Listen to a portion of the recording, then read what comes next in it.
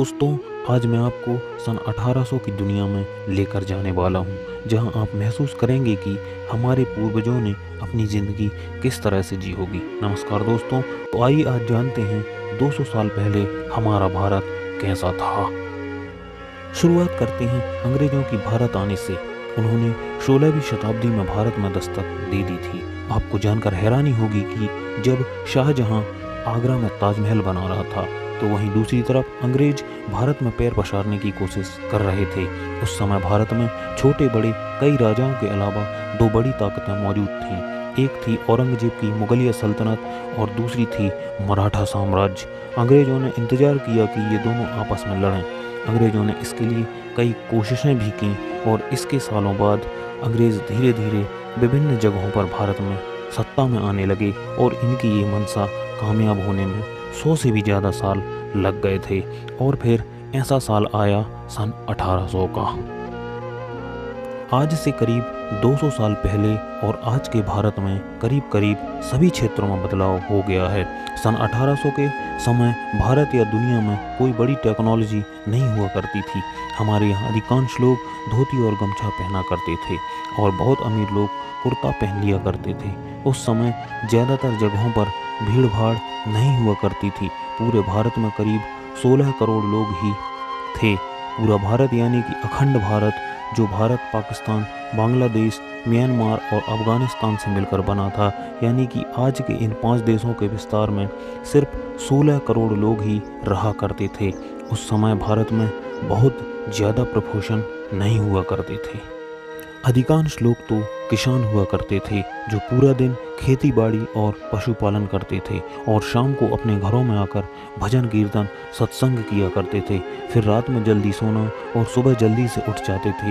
यही भारत के ज़्यादातर लोगों का नित्य कर्म हुआ करता था। तब लाइट्स नहीं थी, इसलिए शाम को भजन या ईश्वर पूजा करने में बाधा न आए, इसलिए दिए जलाए जाते थे। कुछ लोग दूसरे कामों को भी संभालते थे, जैसे कुम्हार, धोबी, सोनी, ये सब। लेकिन इनका भी जब दिन खत्म होता था तो शाम को ये यही नित्य कर्म अपनाते थे।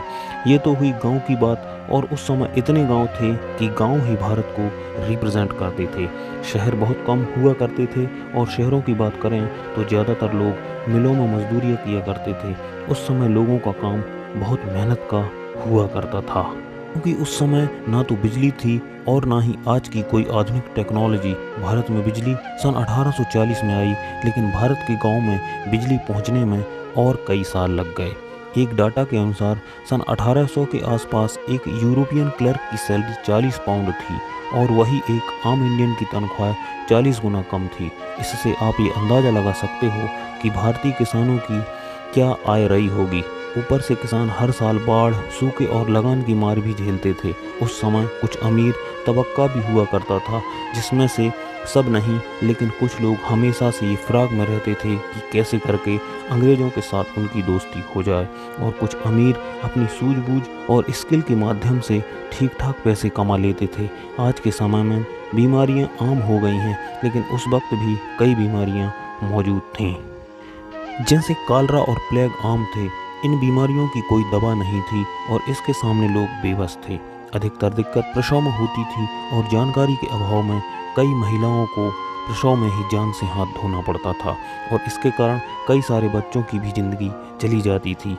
और बात करें उस वक्त की चुनिंदा लोगों की, जिसे खुश कह सकते हैं, तो बस वही लोग थे जो या तो अच्छे किंगडम रहते थे या तो अमीर थे।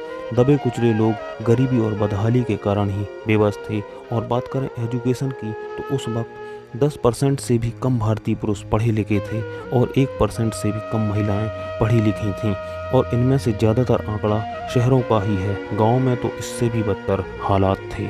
हालांकि ऐसा नहीं था कि वो ना पढ़े लोग स्किल्ड नहीं थे, वो लोग स्किल्ड भी थे और अपने कई कामों में माहिर भी थे, लेकिन कम पढ़े लिखे होने के कारण लगान जैसी चीज़ों में डील नहीं कर सकते थे।